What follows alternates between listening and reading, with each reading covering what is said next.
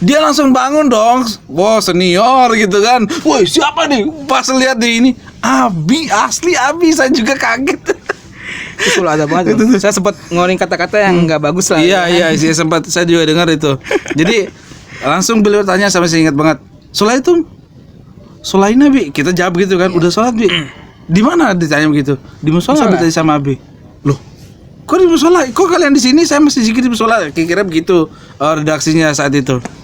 Kita udah sholat Bi. La sholata illa fil musola. Sampai sih ingat banget tuh. Nggak ada sholat kecuali di musola. Ada nggak guru favorit pada saat di pesantren? Oh, ada. Siapa? Jelas. Kalau di channel ini kan saya sering ngelihat Ustadz Hakim ya. Oh iya. Tapi bukan itu. Oh, bukan itu. Mohon maaf Ustadz Hakim. Mohon maaf. Siapa?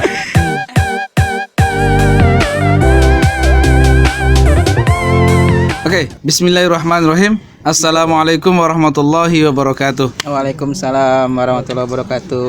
Alhamdulillah wa sallallahu rabbuna ala nabiyil mustafa habibina amma ba'du. Segala puji hanya milik Allah. Salawat dan salam selalu tetap tercurahkan kepada baginda alam Nabi besar Muhammad sallallahu alaihi wasallam. Mudah-mudahan kita semua masih diakui oleh baginda Rasul sebagai umatnya. Amin ya rabbal alamin. Oke, teman-teman semuanya, luar biasa saya kedatangan seorang tamu yang istimewa. Karena beliau ini saya selalu colek-colek lah di Facebook. Ayolah kapan kita ngobrol-ngobrol gitu kan. Cuman beliau ini banyak sekali kesibukannya. Jadi ketua ini, ketua itu, ngurus ini, ngurus itu. Pokoknya banyak yang diurus. Padahal diri dia sendiri aja nggak diurus-urus. Nah itu. Disuruh kawin tapi sekarang udah punya calon. Oke, ada Bro Aziz. Assalamualaikum. Oke, ini adalah teman saya, kakak kelas saya satu tingkat ya. Iya, satu tingkat. 2010 kan ya? Saya 2010. Saya 2009. Oke, Bro Aziz ini 2009. 9. Jadi kita beda satu tingkat saja. Oke, ini banyak banget yang mau saya tanyain sampai saya susun pertanyaannya khusus untuk beliau ini, tapi sebelumnya saya minta perkenalan dulu sama teman-teman semua. Nama dan kesibukannya apa aja sekarang ini? Kesibukannya apa ya? Oke. Nama lengkap dulu bro. Nama lengkap itu Dian Aji Syahputra. Dian Aji Syahputra. Jadi waktu itu di Pondok panggil Dian, pas kuliah di UIN waktu itu dipanggil Ajis. Nah ada yang menarik nih, gue manggilnya apa ya? Bro Patur. Ya, Mister. Enggak. Panggil Patur aja. Jadi gini Kak Patur, menariknya nih waktu dulu Propesa itu di UIN ya. Itu kan pakai nemtek ya. Oke, nemtek. Dian Aji S sebenarnya itu. Iya. Berhubung nama Dian banyak saat itu akhirnya di sama senior gitu. Jadi gue panggil Ajis aja ya gitu kan. Ajis aja. Soalnya Aji Syahputra, Aji S gitu lah. Iya. Akhirnya jadi Ajis. Nah, nama Oke. itu dikenal lah di dunia organisasi, saya aktif di sana. Ya tadi nama Ajis itu akhirnya melegenda ya. Oh, oke. Lebih famous lah gitu kan. Iya, dibandingkan Dian. Dapatnya Diannya Iya. gitu. Makanya kalau kita misalnya cari yang namanya Bang Ajis di kampus 1 ya. Kampus 1. Itu terkenal. Kita cari Dian nggak akan ketemu. Itu loh yang anak saya sebutin merek nggak apa-apa ya? Nggak apa. HMI. Termasuk salah satu pengurus lah. Ini boleh ngerokok ya? Boleh dong, ayolah. Ngerokok dulu. Jadi itu awal nama Ajis. Tapi kalau pesantren nanya Ajis malah nggak ada yang tahu. Ya hanya beberapa mungkin yang sudah gaul sama beliau di luar itu kenal Ajis. Tapi kalau ada beberapa anak teman yang nggak tahu siapa Ajis. Kalau Dian langsung tahu. Iya. Oke, langsung tahu. Oke. Dulu pernah mondok di mana, Bro? Wow, di mana lagi? Kalau bukan di Pondok Pesantren Ummul Qura. Oke, Pondok Pesantren Ummul Qura ya. Jadi kita sama-sama pesantrennya. Cuman kita masuknya sama. Oh, duluan Beda, ente ya. duluan saya. Iya, duluan ente ya. 2003, Kak Patur 2004. 2004 benar. Jadi Kak Patur ini waktu masuk pondok itu saya kelas 2 sanawiyah, sekarang kelas 8 ya. Iya, kelas 8. Jadi beliau masih baru masuk, itu nggak bisa ngomong bahasa Indonesia guys. Ini serius, nggak bisa ngomong bahasa Indonesia. Benar. Jadi kalau ngobrol sama beliau itu pakai apa? Isyarat. Dia nanya orang udah makan dia nggak. Hah? Udah ini aib ini. Benar-benar asli itu kita tuh nggak bisa sama sekali bahasa Indonesia. Dan kita paham tapi mengucapkannya itu waduh susahnya luar biasa. Oke, dulu pas di pondok kitab apa aja yang pernah dipelajari, Bro? Waduh, kalau nanya itu malu saya. Oh. Yang dasar pokoknya kalau di Pondok Ummul Qura itu lu Hidayat Sibyan, Afidatul Awam, Syu'abul Iman, Tubatul Atfal. Kemudian nanti naik kelas ke kalau nahwunya Jurumiyah ya, Jurumiyah. Tasrifnya Amsal Tasrifiyah. Kemudian naik kelas nanti fikihnya Sapina ya, naik kelas Fathul Qorib. Terus nanti Imritin atau Maksub, Baikuniyah. Ya sampai ke Alfiyah lah dulu. Oh, oke. Di antara kitab yang ente sebutin tadi, ada nggak kitab yang paling favorit? Ada. Kitab apa? Qasidah Burdah karangan Syekh Imam Al-Busiri. Oh, oke. Ada bait yang apa sih? Mahatanin nushala kilastu asma'uhu. Iya betul. Apa sih lanjutannya tuh? Saya juga lupa itu. Saya lupa. Pokoknya yang jelas kitab itu pertamanya amin tada kurijironim bidi salami mazaltada anjaro mimuklatim bidami. Oke. Ada bait begini, innal muhibba anil udhali fi somami ya. Oke. Jadi karena sungguhnya cinta itu nutup telinga kita dari tuntunan. Oh. Di situ ketika saya belajar sastra di UIN ya, sastra Inggris, ada kalimat love is blind gitu kan ya. Love is blind. Cinta itu buta. Nah, saya berpikir kalau kalimat love is blind ini diambil dari kitab Qasidah Burdah. Qasidah Burdah. Terus sempat saya berpikir begitu gitu kan. Karena kan kitabnya kitab tua ya, abad ke-6 atau keberapa saya lupa. Iya. Jadi jangan-jangan nih kalimat love is blind itu muncul dari innal muhibba anil udhali fi somami nih. Oh, oke. Cuma bedanya gini, kalau itu kan cinta kepada Nabi Muhammad ya. Iya, betul. Nah, kalau love is blind kan cinta kepada seseorang gitu. Perempuan atau laki-laki gitu ya. Oke. Jadi kita favoritnya malah Qasidah Burdah. Kalau teman-teman yang lain kan ada yang Hidayatus Sibyan, ada yang Syu'abul Iman, tapi ada juga yang Jurumiyah. Oke. Dan yang keren Sujiwo Tejo loh. Sujiwo Tejo itu baru 3 hari yang lalu dia bikin video di YouTube-nya gitu kan.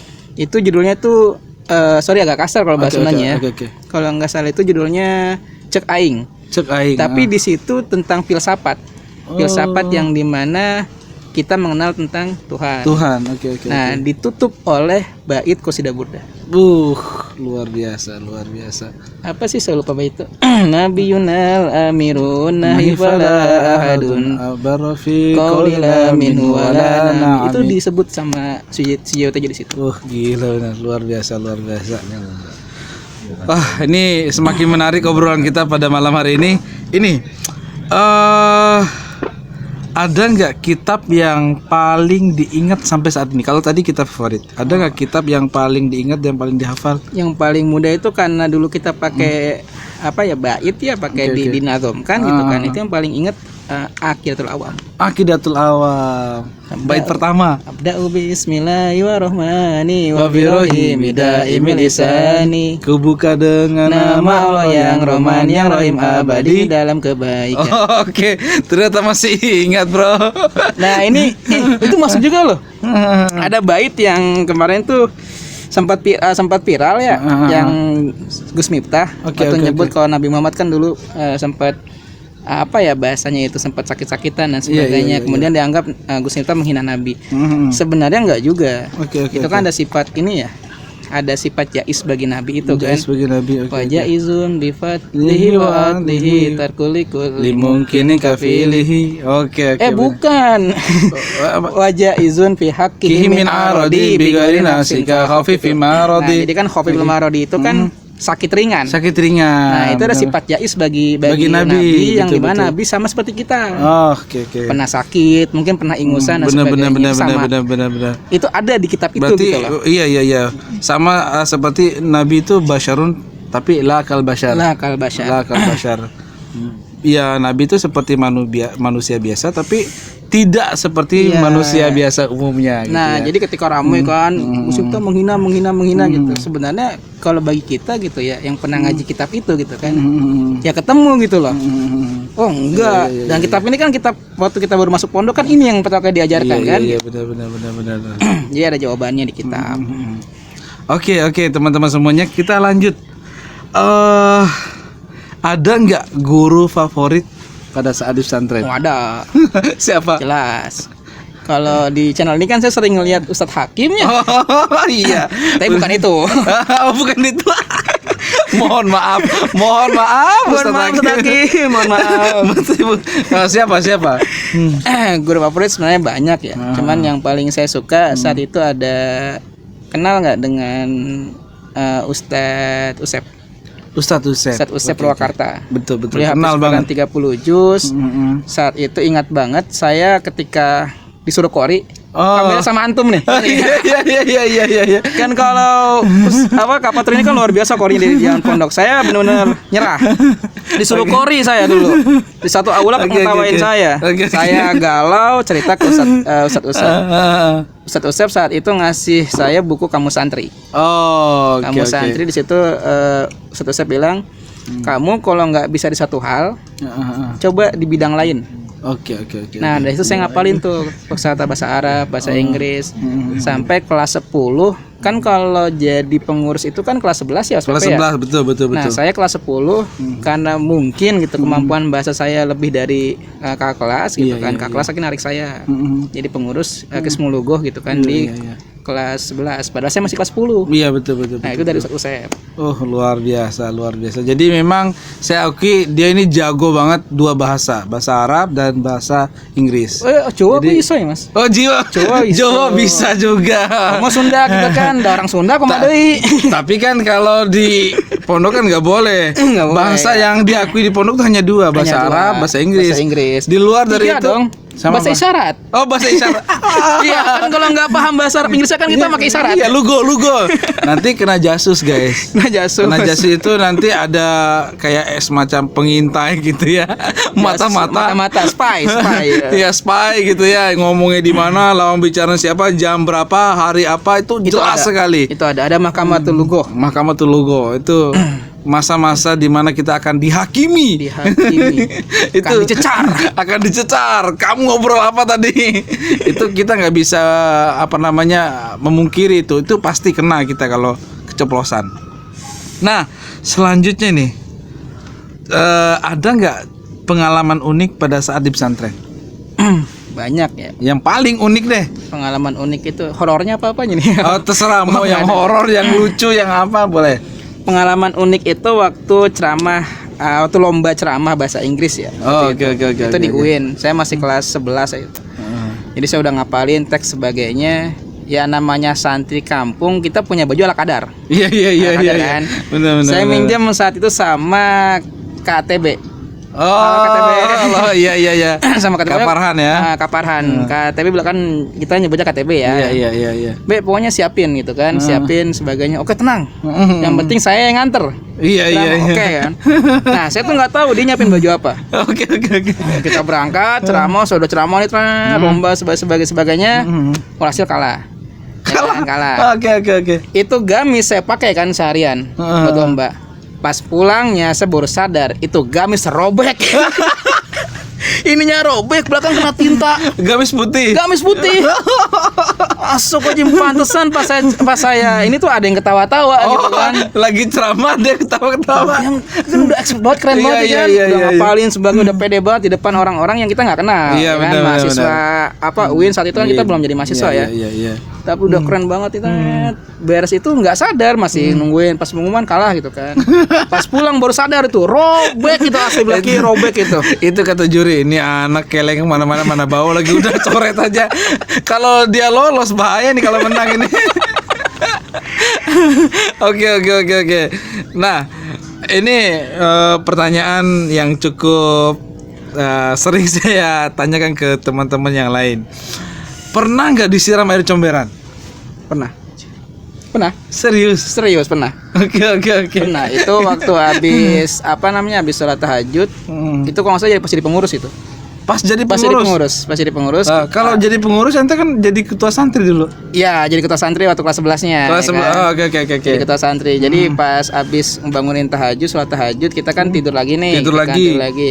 Mungkin ya, enggak ada yang berani bangunin saya. Oke, karena itu ketua. Ketua. Jadi pas yang lain udah sholat subuh, saya belum, masih tidur. Oke. Nah, datanglah ayahanda. Oke. Kata Abi. Ya Ya tanpa bismillah dan sebagainya. disiram, saya bangun tuh bau banget itu. Astagfirullah. Pokoknya waktu itu bener-bener apa ya, udahlah ini mandi gitu kan. Udah mandi. Pernah lah pasti lah. Disiram air got ya. Gila sih. Jadi dulu pondok itu kan depannya got. Iya kan, benar got. selokan, Benar got. Ada comberan ada comberannya di situ. Saya nggak bayangin itu tai segala macam ada di situ. Oke. Ada nggak pengalaman pernah dibotakin atau gantungin pakai keramik? Kalau gantung keramik belum pernah. Belum pernah. Tapi kalau ngukum gantung keramik sering. Oh sering. Jadi Kesmologo. Iya benar. Tapi kalau dibotak hampir kayaknya nggak pernah panjang rambut. Nggak pernah panjang, botak terus. Iya, panjang pas kuliah itu kan. Iya Nggak pernah benar. panjang. Karena memang ya nakalnya saya saat itu kaburnya itu maksudnya main ke rumah teman itu kan izin 2 hari 3 hari pulangnya. Gitu termasuk kan. main PS nggak? Termasuk main PS. Nah dulu itu ketahuan sama Kak Ruslan. Itu di mana mainnya? Di mana? Ya, bukan di Bontot. legend banget Bontot ya. Itu di Bontot. Jadi lagi main nih kan, PS kan, gimana? Hei, Dian. Diam kan? Hei, Dian. Pas hei, apa sih? Pulang. Oh iya. Pulang ya sudah. Botak. Oke. Jadi pernah. Terus pernah juga dibotak gara-gara dulu ikut sama. Jadi gini, kita disuruh ngebersihin satu rumah ceritanya nih. Oh, oke. Agak horor nih ya. Oke. Ngebersihin satu rumah. Kita ikut diajak sama senior saat itu. Oke. Nah, kita ikut ngebersihin, pulang dari sana kan pagi pasti kan. Iya benar. Pagi jam 3 lah pas mau tahajud. Kita begadang di sana. Nah, ternyata Abi tidak mengizinkan di situ. Akhirnya kita dibotak lagi. Tapi beda loh dibotak sama guru, ustadz gitu kan, atau sama Abi itu beda. Bedanya apa? Kalau dibotak sama ustadz itu panjangnya ya selazimnya rambut bagaimana sih kan? Selazimnya rambut. Tapi kalau dibotak sama Abi tuh kayaknya lama panjangnya gitu loh. Nggak panjang-panjang. Oke. Jadi ini kasusnya udah banyak banget buat ini. Nggak hanya Kak Udin pernah. Oh iya, Kak Udin pernah. Kak Hakim pernah. Jadi nggak hanya senior kita yang bersaksi gitu ya. Kalau dibotak sama Abi itu panjangnya lama. Serius. Itu ente pernah ngalamin juga panjang? Itu sekalinya dibotak sama Abi karena tadi. Jadi padahal itu ada warga yang minta kita untuk ngaji di rumahnya. Cuman emang salahnya kita saat itu nggak izin dulu. Benar. Gitu. Mungkin khawatir santrinya kenapa-napa karena kan ya belum dibekali ilmu yang dibekali saat itu. Itu ya. Oke. Ini semakin menarik. Saya dulu kita pernah dulu sholat di musola, imamnya Abi. Nggak tahu ente masih ingat apa enggak nih. Kemudian kita pulang ke gubuk. Kan kita dulu kan gas. Gerakan anti zikir. Gerakan anti zikir. Dan kita di gubuk, kemudian tiduran di gubuk, ente sambil main HP. Iya, kita udah lulus ya. Udah lulus itu. Ente ceritain deh sendiri. Kalau masih ingat. Jadi kita main. Saya sih nggak main HP, saya cuma tiduran. Dia lagi main HP.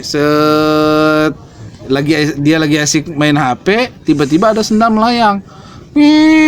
Geger kena HP. Itu akurat banget. Pas banget kena HP bertak jatuh. Dia langsung bangun dong. Wah, senior gitu kan. Woi, siapa nih? Pas lihat di ini, Abi, asli Abi. Saya juga kaget.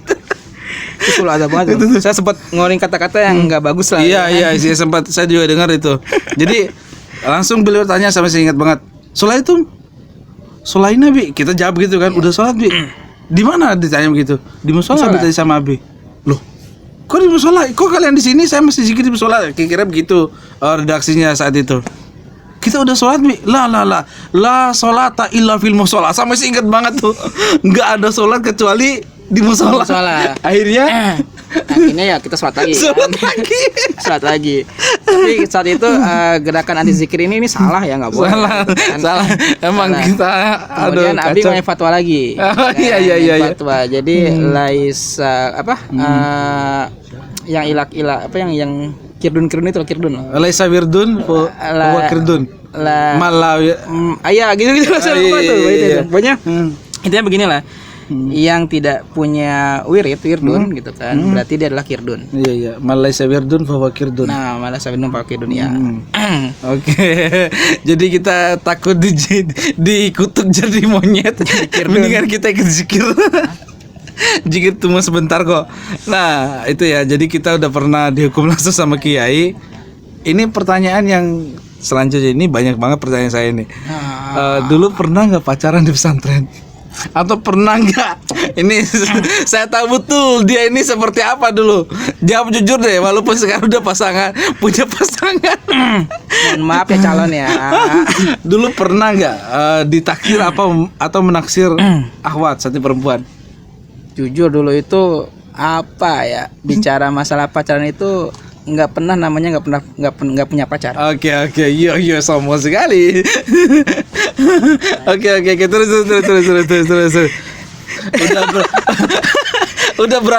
Udah berapa hati perempuan yang pernah ditakluk?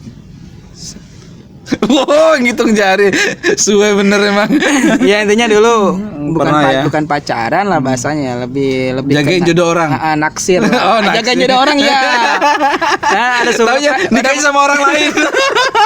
Ada beberapa sudah nikah. Cuman yang pasti dulu itu ya namanya anak muda gitu kan, suka dengan lawan jenis, kemudian kita naksir. Cuman yang menarik gini, kalau sekarang mungkin menjalin komunikasi dengan lawan jenis dengan WA, ya kan. Kalau dulu itu karena kita nggak punya HP gitu kan, nggak boleh bawa HP, kita pakai surat bener surat ditulis di buku gitu kan. Bukunya disimpan di kitab sejalain. Wah, bener banget ini, bener banget. Disimpan di kitab sejalain, ini serius. Jadi kan tahunya gini, hebat sih tuker-tukeran kitab dan sebagainya. Iya, padahal isinya tuh surat cinta. Tapi asiknya begini, karena kita sering bikin surat gitu kan ya. Akhirnya saya jadi sering bikin tulisan. Akhirnya jadi baca-baca syair-syair sastra dan sebagainya. Gitu. Pernah baca Khalil Gibran? Pernah baca Khalil Gibran. Cuman yang saya lebih suka bukan Khalil Gibran, ada saya lupa namanya siapa. Pokoknya ada begini, aku ingin mencintaimu dengan sederhana. Seperti isyarat yang tak sempat disampaikan kayu kepada api hingga menjadikannya abu. Keren. Iya. Itu menyihir hati perempuan, guys. Jadi takluk kalau kena rayuan itu ya. Oke lah. Gini bro, jadi saya tahu antum ini luar biasa sibuk di organisasi. Anak-anak biasa aja anak. Nggak usah pakai anak antum lah, ente sama aja ya. Lu gua. Gini bro, ente kan bukan sering sekarang, bahkan sampai sekarang masih aktif di dunia organisasi dan sebagainya. Pertanyaan saya, apakah alumni pesantren itu mampu dan bisa bersaing dengan orang yang notabene-nya nggak pernah pesantren? Istilahnya sekolah umum, organisasinya bagus, ikut organisasi OSIS, kemudian naik lagi kuliah organisasi kampus. Bisa nggak anak santri itu bersaing dengan mereka itu? Sangat bisa. Begini, saya tidak menjudge OSIS itu lebih rendah dari organisasi santri ya, OSKP ya, tidak juga. Cuman begini, kalau OSIS itu kan karena saya pernah jadi wakil kepala sekolah bidang keiswaan itu kan. Saya tahu betul pola kinerja adik-adik OSIS. Mereka kan bikin event dan sebagainya. Lebih ke event, lebih ke IO gitu kan. Tapi kalau kita di organisasi santri, kan Kapatur pernah juga jadi ketua santri ya. Alhamdulillah pernah dulu. Saya ketua santri, periode berikutnya Kapatur. Jadi kita serah terima saat itu. Iya. Kita pernah. Kalau jadi ketua santri itu benar-benar kita memanage. Iya, betul. Manage waktu, tenaga, pikiran, bahkan uang. Iya, betul. Bahkan uang gitu kan, kita manage betul. Contoh manage waktu gini. Kita nggak bisa kita harus membagi waktu antara urusan kita di organisasi dengan banyaknya hafalan saat itu. Betul. Kita harus bikin kegiatan, kita harus ngatur kepengurusan. Ditambah kalau OSIS itu kan dia event hanya paling dari mulai sekolah sampai pulang sekolah. Kemudian pulang sekolah rapat lagi. Kalau kita kan nggak 24 jam kan? Iya. 24 jam. Saya pernah lagi tidur dibangunin jam 2 pagi. Aduh, lagi-lagi sama Ustadz Hakim gitu. Dibangunin Ustadz Hakim jam 2 pagi, saat itu disuruh nyari santri yang kabur. Santri yang kabur. Itu jam 2 pagi loh. Gile. Jam 2 pagi. Terus pernah juga kita dibangunin jam 1 sama adik kelas. Itu di aula ada kaki yang gantung begini. Serem amat. Serius. Itu orang Pak. Itu orang, itu santri putri. Enggak ada sebut namanya ya, itu santri putri. Jadi saya kira ini canda gitu kan. Saya kalau ada Kak Hadi di sini yang nonton, ada Kak Hadi, saya sama Kak Ihsan. Iya. Bertiga kita ngecek, dan itu asli kaki. Asli kaki. Kita kan ngeliat dari bawah ya, kaki gantung gitu kan. Kita liatin, saya udah merinding takutan. Pas dilihat, santri putri lagi nangis. Iya, salah. Jam 1 pagi kita dibangunin. Jadi 24 jam kita benar-benar yang memanage waktu kita gitu kan, tenaga kita gitu kan, pikiran kita, sehingga terbiasa dengan hal seperti itu, sehingga pas lulus pun jadi terbiasa dengan organisasi. Oh, oke. Dan kalau pertanyaannya mampu nggak sih kita bukan melawan ya, menyaingi gitu kan, menyaingi orang-orang yang tidak pernah pesantren. Oh, sangat mampu sekali. Sangat mampu ya. Sangat mampu sekali. Banyak orang yang nanya pesantren mau jadi apa gitu kan, atau mau betul. bisa nggak sih bersaing dengan dunia luar? Loh, bisa sekali. Saya sebut hari ini Mahfud MD. Iya. Profesor Dr. Mahfud MD, beliau ahli hukum yang kelahirannya dari pesantren. Hari ini menjadi Menko Polhukam. Ya, luar biasa, wakil presiden kita Kiai Haji Maruf Amin, ya kan? Betul. Beliau lahir dari pesantren, hari ini jadi wakil presiden. Dan ingat, fakta sejarah membuktikan pernah ada kelahiran dari pesantren yang menjadi presiden. Oh iya dong, Gus Dur. Ya kan? Benar. Nah, kalau pertanyaannya bisa nggak bersaing dengan dunia luar? Sangat bisa sekali. Kemudian kalau kita bicara di luar negeri nih ya. Oke, luar negeri. Ada Profesor Dr. Hadir Syekh Hussein. Beliau lahiran pesantren, ahli hukum di Monash University, Australia. Ada lagi Dr. Dr. Ayang. Beliau sekarang jadi praktisi hukum juga di kampus apa saya lupa, di Amerika Serikat. Dan banyak lagi yang lainnya gitu ya. Dan semuanya itu kelahiran dari pesantren.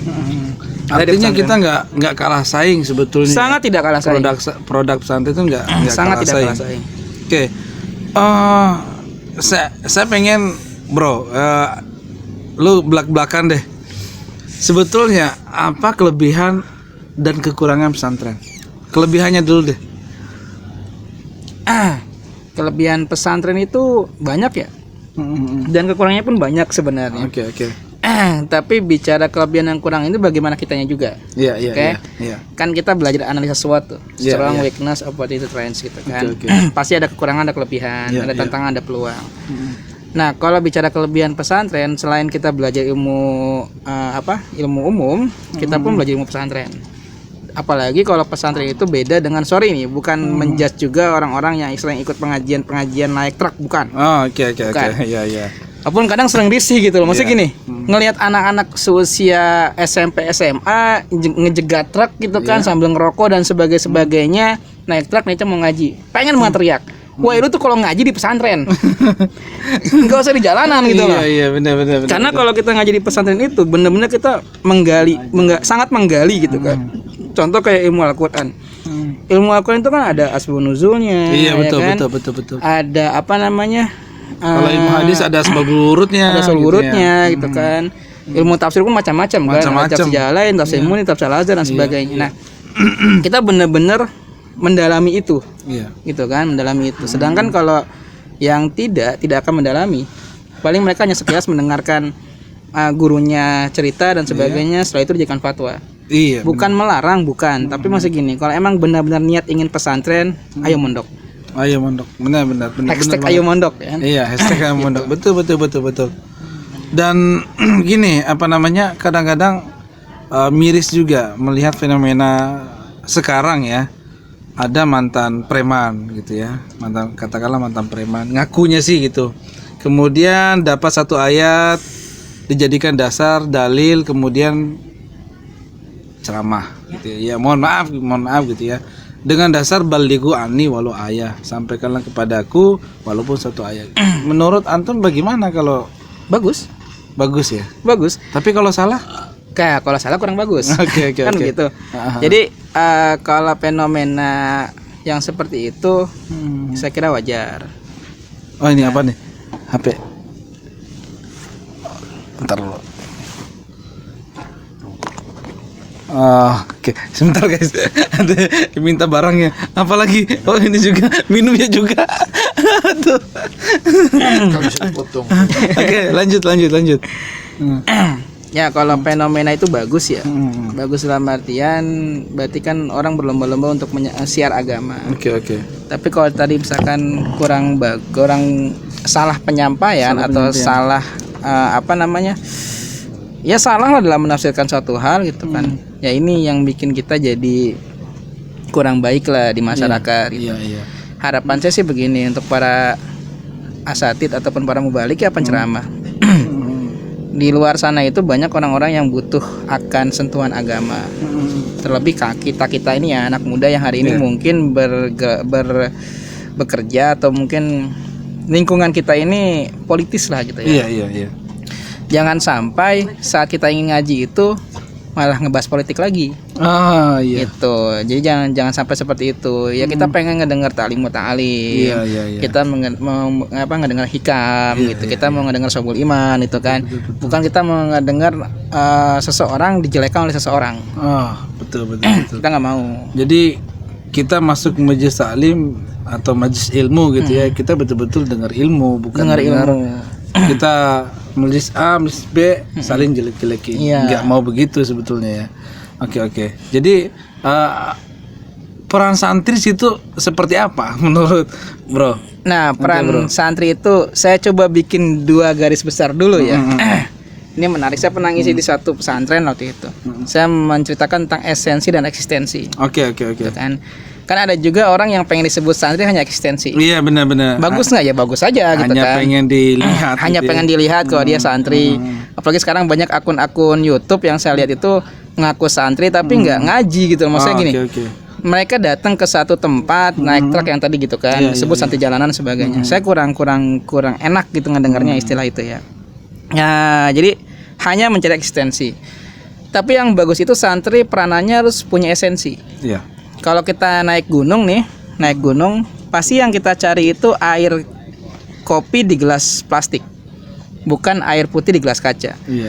Karena kan di atas gunung nih kan, Iya, gitu gunung, kan, bener. kabut, dingin sebagainya, butuh bener. kopi gitu kan. Butuh Sekarang kan kopi. nggak ada kopi nih gitu kan. Iya. Gitu. Ini ya udah. Jangan. Tadi udah disikat kan sama guru kita Al Mukarrom. Jadi air kopi itu sama air putih jauh bedanya. Air putih itu kalau di gelas plastik dia harganya hanya gope. Tapi kalau air kopi di gelas plastik itu dia macam-macam. Kalau dulu di kampus harganya 2.000-an. Ada 2.000 ya kan? betul. Terus pindah dikit ke wilayah Lebak Bulus 3.000-an. 3.000. Kalau main ke Pemkot nih jadi goceng. Goceng. Padahal kopinya sama. Kalau kopinya sama. Airnya sama. Air panas itu. Air panas. Main kita ke puncak nih, Ceban. Ceban benar-benar. Saya pernah ke sana Ceban. Nah, jadi maksud saya gini, santri itu harus punya esensi. Harus punya isi. Isinya harus air kopi. Walaupun dia di eksistensinya itu tidak terlihat seperti santri, tapi kalau esensinya santri, nah ini yang lebih hebat. Daripada pakai udeng-udeng ya kan. Penampilan kayak roda bajai gitu kan. Sunan Kalibata. Terus pakai gamis dan sebagainya. Tapi ketika ditanya tentang satu hukum masalah, mending kalau hukum tanya aja deh sifat wajib bagi Allah ada berapa. Terus dia bingung gitu kan. Nah ini yang saya kira belum bisa lah gitu lah untuk menunjukkan ekstensinya sebagai santri gitu. Tapi tidak melarang dalam artian gini, kalau misalkan ekstensinya sudah ada tapi masih mempelajari esensi, masih mau nyari ilmunya. It's okay. Nggak jadi masalah. Cuman yang bagus kalau nyari esensi sebagai santri, #ayo mondok. Iya. Benar. Harus betul-betul ngaji. Karena ngaji itu harus ada gurunya, Bro. Harus ada gurunya. Karena kan gini, kita punya nasab. Kayak kita ngaji ke Kiai Sarip ya. Iya. Kiai Sarip kan punya guru juga. Salah satunya kan adalah almarhum siapa yang di ini tuh, yang di Jogja itu. Munawir Kapiak. Mbah Munawir Kapiak. Pasti kan Mbah Munawir Kapiak punya guru juga, punya guru juga dan nanti silsilahnya sampai ke Rasul. Sampai ke Rasul gitu. Betul. Jadi ngaji itu ya harus ada sanatnya. Harus ada sanatnya. Enggak sembarangan. Tiba-tiba dapat satu ayat langsung, ayatnya begini. Enggak bisa ya. Padahal ayat itu kadang punya tafsir yang beda juga. Betul.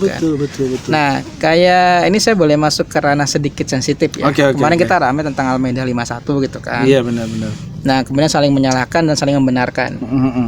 Saya tidak ingin menyalahkan, tidak ikut membenarkan. Cuman begini. Kita ini makan nasi.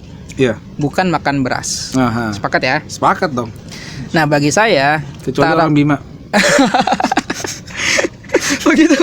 Iya, ke sekolah makan beras. Dulu waktu kecil ke sekolah makan beras, coy. Naik kuda ya. Iya. Beda emang, udah nggak usah dibahas, nggak umum. Iya. Jadi taraktu fikum amro ini itu yang nanti ujungnya kitabullah dan sunat Kitabullah dan hadis sunnah, gitu kan. iya. Jadi Quran dan hadis itu adalah bagi saya beras. Beras, oke. Beras. Nah, tapi dia harus kita konsumsi nih. Oke. Berarti kan harus dimasak. Harus dimasak. Harus dimasak menjadi nasi. Nah, yang kita makan hari ini adalah nasi, Nasi. bukan beras. Jadi kalau misalkan ada orang yang bilang tafsir A ini bener loh karena kata Quran, enggak. Tapi juga saya ingin menyalahkan orang yang bilang tafsir B ini bener loh karena kata Quran, enggak juga. Dalam artian begini, kita ini hanya penikmat. Iya. Oke. Beras itu dimasak oleh koki. Betul. Muncullah nasi uduk, nasi goreng. Iya. Kan misalkan saya suka nasi uduk. Iya. Saya suka nasi goreng. Kapatur suka nasi goreng. Nah, saya nggak bisa dong menyalahkan Kapatur yang sebenarnya suka nasi goreng. Kenapa suka nasi goreng? Iya. Ya Harusnya kan? nasi uduk gitu ya. Nggak bisa, karena kita sama penikmat gitu kan. Betul. Dan saya pun nggak bisa bilang nasi goreng tuh nggak bagus loh, enakan nasi uduk, nggak bisa. Karena kita bukan koki, bukan ahli gizi. Betul. Nah, hari ini Al-Quran itu dan hadis, Al-Quran lah ya, terutama Al-Quran itu kan ditafsirkan oleh para mufasir. Yang jelas pasti kemampuan agamanya lebih dari kita. Iya dong, betul. Nah, kalau kata mufasir, si ayat ini ditafsirkan A, tapi kata mufasir yang lain adalah B, itu kita nggak boleh mempertentangkannya. Atau menyalahkan salah satunya. Atau menyalahkan salah satunya. Kalau emang kita lebih pro ke A, kita ambil saja A, tapi jangan menyalahkan yang B. Betul. Jangan menyalahkan yang B. Nah, ini yang terjadi hari ini seperti itu. Gitu kan. Jadi dikit-dikit kembali ke Quran, dikit-dikit kembali ke hadis. Kadang lagi pengen ngomong gitu, "Hei, emang lu makan beras?" gitu. Iya, makanya. Makan beras ini dari Rasul loh gitu. Emang lu pernah ketemu Rasul? Iya. Semua yang kita lakukan hari ini, sholat dan sebagainya itu kan dari guru-guru kita. Iya. Guru kita dari guru kita dan hakul yakin akan sampai ke Rasul. Ke Rasulullah SAW. Itu. Jadi nggak bisa tiba-tiba langsung kita kembali ke Quran hadis, kembali ke hadis gitu kan. Ini cerita lagi ya, kawan ya. Boleh ya? Boleh dong. Mumpung kita lagi suasana enak nih ngobrol malam-malam sini. Jadi saya pernah ketemu sama salah satu ustadz ya. Satu ustadz di satu wilayah, bukan di wilayah saya. Kebetulan beliau ngajakin diskusi tentang masalah kebidahan lah. Oh, bidah. Dan rajaban dan sebagainya. Oke. Saat itu saya pakai celana jeans, pakai kaos, tapi lagi tentang keagamaan gitu kan. Jadi beliau datang terus ikut nimbrung, kemudian ngetes lah ceritanya gitu kan, ngetes. Nah, saya simpel jawabnya. Karena kan dia bilang gitu, kita kembali ke Quran hadis gitu kan. Saya cuma ngetes gini, kalau kita kembali ke Quran, apa belajar jurumiyah? Oh, belajar tadi ya. Belajar jurumiyah belajar. Oh. Kalau tanda-tandanya kalau khopat itu kasrah kan ya?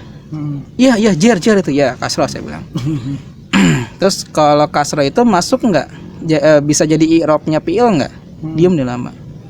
Saya bacain kan babul i'rabi, al-i'rabu wa taqdir akhir kalimi ihtilafil awamil atakhilati yang alil abdan wa taqab semu arbatun.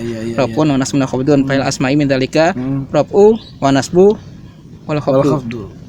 Tapi kalau af'al rafu, nasbu, jazm. Khopat masuk enggak? Enggak kata dia. Setelah saya bacakan itu kan, berarti enggak kan. Nah, ada ayat yang bunyinya begini loh. Yarfa'illahu alladzina amanu minkum wa utul ilma darajat. Walladzina utul ilma darajat. Nah, kenapa dibaca yarfa'i? Yarfa'i, betul. Saya gituin. Kenapa dibaca yarfa'i? Harusnya yarfa'u dong. Saya gituin. Karena kan khopat nggak bisa masuk, saya bilang ke fi'il. Nah, sekarang kalau kembali ke Quran, pertanyaan saya, apakah kitab jurumiyah yang salah atau Quran yang salah? Saya gituin. Saat itu diam dia bilang ya Quran yang benar ya Rafai. Nah, kalau gitu jurumiyah yang salah. Tapi kalau jurumiyah salah, kenapa jurumiyah diajarkan di semua pesantren? Iya. Oh, saya ngebahas ini loh Raja Bang. Tadi kan Ustadz bilang ngebahas tentang kembali ke Quran. Iya. Nah, bagaimana Ustadz bisa menjelaskan Quran seutuhnya tanpa ada bantuan dari ulama-ulama lain yang mengarang kitab-kitab? Benar sekali, benar banget. Dan tanpa perlu saya menjawab gitu kan pertanyaan apakah rajaban mudah dan bid'ah, ya sudah gitu. Saya sudah hanya sedikit memahami kalau orang ini hanya bisa teriak bid'ah. akhirnya saya sebut Ustadz Bid'ah. Oke. Ini terjadi loh, ya. jawaban cerdas, Bro. Luar biasa jawaban lo. Itu langsung nampol banget tuh itu.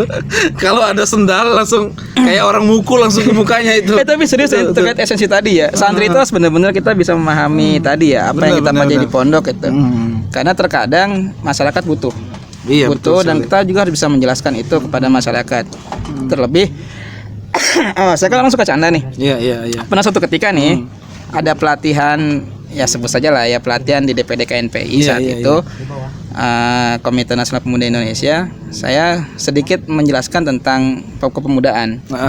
Jadi saya bilang gini, pemuda itu harus jadi fa'il. Fa'il itu penggerak, ya kan, penggerak. Nah, ada bait alfiyah yang berbunyi wal fa'ilul ladzi kamarfu'ata Zaidun munirun wajuhu ni'mal fata. Saya bilang fa'il itu adalah penggerak dalam satu fi'il, ya kan? Nah, dinisbatkan oleh Imam Malik itu dengan ni'mal fata gitu. Contohnya tuh gitu. Wajuhu ni'mal fata. Jadi fata itu kan pemuda artinya. Iya. Nah, berarti kalau gitu pemuda itu adalah penggerak. Penggerak. Saya bilang gitu kan, penggerak dan sebagainya saya jelaskan lah gitu. Padahal sebenarnya ya nun sewu nih ya bagi orang-orang yang ahli nahwu gitu kan. Itu kan sedikit melenceng ya dari yang ditafsirkan, tapi sengaja saya ke arah sana gitu loh. Saya ingin menjelaskan kalau pemuda itu harus paham juga tentang bab seperti ini gitu kan. Nah, dari situ saya maghrib. Oke. Rencana saya mau sholat di kamar. Tapi karena kamar lagi ada orang kan di hotel saat itu ya. Iya. Saya ke musola. Mau kencing. Bukan mau sholat ya. Karena sholatnya mau di kamar gitu kan. Iya. Mau kencing. Saya pakai celana pendek banget sih enggak ya gitu kan. Ya pokoknya pakai celana santai lah gitu kan. Dan mau kencing gitu kan. Tiba-tiba tuh mereka nungguin saya di kamar mandi. Pas saya keluar, "Ayo Ustadz, ditunggu." Ditunggu mau jadi Imam. Hanya ngejelasin gitu doang gitu loh. Iya. Nah, di situ saya berpikir kalau ternyata memang hal seperti ini dibutuhkan. Oh, betul sekali, betul Gitu. sekali. Nah, beruntungnya kita pernah di organisasi santri ya, kita pernah belajar. Akhirnya kan kita bisa memanage itu. Iya, betul sekali. Bisa manage itu. Nih luar biasa. Berarti pengalaman antum ini sangat menjelaskan ke teman-teman semuanya bahwa santri itu nggak hanya nyari eksistensi aja gitu loh. Nggak hanya ini lo gue gitu loh, ini lo gue enggak, Selfie tapi gitu kan, lagi sholat. Iya, lagi sholat. Enggak, tapi kita tunjukkan dengan ilmu yang pernah kita pelajari di pesantren. Oke, gini dari terakhir nih. Satu hal yang terakhir. Ada nggak pesan buat teman-teman yang punya anak atau yang akan di pesantren, atau buat orang tua yang ingin anaknya di pesantren, atau sekarang mungkin di kepalanya, aduh kenapa sih harus pesantren, mungkin barangkali ada orang tua masih kepikiran seperti itu. Ada nggak pesan buat mereka? Ada, jangan pernah takut dan ragu mendidik anak-anak kita, menitipkan anak-anak kita di pesantren. Jangan pernah ragu sedikit pun, apalagi kalau anak itu mau untuk pesantren. Oke. Dan andai terkendala di biaya dan sebagainya, saya kira hari ini banyak pondok pesantren yang menggratiskan pembiayaan. Iya, betul. Karena pesantren itu terbagi dua, ada pesantren salafi itu kan, ada pesantren modern. Tradisional ya. Tradisional. Bedanya apa? Kalau salafi itu dia tidak sekolah, hanya fokus di pesantren. Oke. Kalau pesantren modern dia ada sekolahnya. Apa mana yang bagus? Dulunya bagus. Karena Kapatur pasca saya di Ummul Qura, saya pernah di Al Mubarakah. Di Al Mubarakah di Kelapa Nunggal, pimpinan Kang Haji Ahyar, beliau itu hanya mengajar kitab saja. Nggak ada pelajaran umum gitu. Tidak ya? pelajaran umum. Hanya kitab. Kemudian alumninya saya lihat hari ini banyak yang sukses. Alhamdulillah. Banyak yang sukses. Padahal mereka tidak seperti kita lah pernah mengenyam pendidikan umum sampai kuliah dan sebagainya. Tapi saya lihat bagus. Makanya begini, saya punya cerita juga, punya adik sepupu lulus SMP, karena kan beliau sudah yatim ya, anaknya om gitu kan, om sudah wafat, diurus sama bapak. Diurus sama bapak dari anak ke-1, ke-2, sekarang yang ketiga nih. Ke-1 udah lulus, sudah kerja. Nah yang ketiga ini datang ke rumah, lulus SMP, dia bilang nggak mau sekolah, pengen mondok. Bapak ibu saya saat itu bilang ke saya, coba omongin, Masa hari tahun pas zaman sekarang hanya mondok doang nggak sekolah, mau jadi apa? Ini serius, ini orang tua saya sendiri loh. Oke. Mau jadi apa? Padahal gitu. taunya ente kan di pesantren Iya. ya. Mau jadi apa gitu? Hanya pesantren doang nggak mau sekolah. Oke. Saya panggil. Siapa dipanggil orang tua ente? Panggil. Saya panggil si Pajarnya ya, adik sepupu saya panggil. Oke. Jar, saya tanyakan mau mondok, ya nggak mau sekolah enggak. Kenapa pengen mondok? Pengen fokus aja. Saya bilang bagus kalau gitu. Saya malah dukung dia gitu kan. Dukung nih gitu. Cuman awalnya saya tahu di Sudogiri. Mau nggak di Sudogiri? Sudogiri luar biasa itu kalau jadi itu. Jangan jauh-jauh gitu kan. Jangan jauh-jauh dulu gitu. Karena kan dia katanya dulu waktu sekolah SMP pun pernah mondok tapi kitabnya belum dalam gitu kan. Oke. Saya bilang nggak apa-apa di Sudogiri gitu kan dari awal. Enggak gitu. Yang dekat aja di mana. Kebetulan dia milih Al Mubarakah. Tempat saya yang dulu. Ya sudah, bismillah gitu. Saya ngomong ke orang tua saya, kesuksesan itu tidak hanya muncul dari selembar ijazah. Oke. Ya. Dan banyak alumni pesantren Salah pun yang sukses. Sampai kalau tanpa selembar ijazah gitu kan. Jadi secara kasat mata kan orang awam itu melihat kesuksesan itu kok punya mobil, gitu kan, punya rumah dan sebagainya. Nah, benar. Banyak alumni pesantren Salaf yang sudah punya mobil, punya rumah sendiri dan sebagainya. Bahkan punya pesantren sendiri. Ya kan? Jadi tadi jangan, kalau ditanya mana yang bagus, Salaf atau modern, dua-duanya bagus. Tinggal keinginan anak mau di mana. Oke. Tapi yang pasti jangan takut, jangan ragu menitipkan anak-anak kita ke pesantren. Oke. Jadi itu sangat menarik sekali teman-teman semuanya. Pokoknya buat orang tua yang saat ini masih ragu gitu ya, di dalam hati masih ragu apakah di pesantren atau enggak. Jadi mudah-mudahan dengan mendengar video tadi, cerita tadi dan pengalaman Bro Aziz tadi, mudah-mudahan tergerak dan menjadi yakin bahwa pesantren itu adalah tempat yang tidak akan membuat anak kita terlantar. Dan buktinya sudah sangat banyak sekali buktinya. Bukti hidupnya sangat banyak sekali. Pernah baca buku Atas Wali Songo? Atlas Songo pernah. Nah, di buku itu jelaskan sejarah pondok pesantren itu lahir tahun 1742. Oke. Ya kan, berarti kan 3 abad sebelum Indonesia merdeka. Betul. Nah, pondok pesantren itu lembaga tertua loh. Lembaga pendidikan tertua di Indonesia. Iya, betul.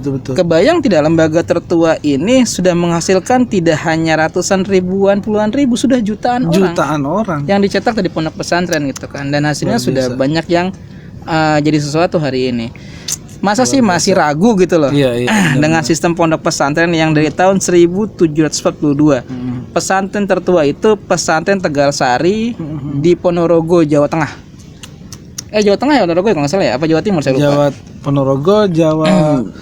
Jawa Timur ya kalau nggak salah ya. Pokoknya pesantren Tegal Sari itu di buku Atas Wali Songo. Luar biasa. Jadi ini udah semakin jelas jadi bahwa pesantren itu tidak akan membuat anak kita sengsara, terlantar. Iya, mungkin pada saat pesantren dia akan berjibaku dengan kitab, kemudian dengan hafalan Quran, hafalan kitab, hadis dan lain sebagainya. Iya, saat itu menurut si anak memang rasanya seperti ya di neraka, satu neraka tapi neraka suci gitu ya, di dalam jeruji yang sangat suci yaitu pesantren. Tapi setelah dibakar dari pesantren, keluarnya akan menjadi mutiara. Amin. Dan itu banyak sekali buktinya. Oke, Bro, itu terima kasih banget. Siap. Ini sangat menginspirasi teman-teman semuanya, dan tunggu video kita selanjutnya dengan Bro Aziz. Mudah-mudahan bisa mampir ke sini lagi. Amin. Gitu ya. Makanya saya janjiin buat teman-teman biar mampir ke sini lagi. Nanti kalau mampir ke Tangerang lagi ya. Oh, siap. Terima kasih teman-teman semuanya. Itu saja dari kita. Yang baiknya diambil semuanya, yang buruknya cita-cita kita yang di awal tadi itu hanya pengalaman kita pas di pesantren. Kenangan kita pada saat di pesantren. Wafaqanallahu wa iyyakum ila thoriqil qawim. Wassalamualaikum warahmatullahi wabarakatuh. Waalaikumsalam warahmatullahi wabarakatuh.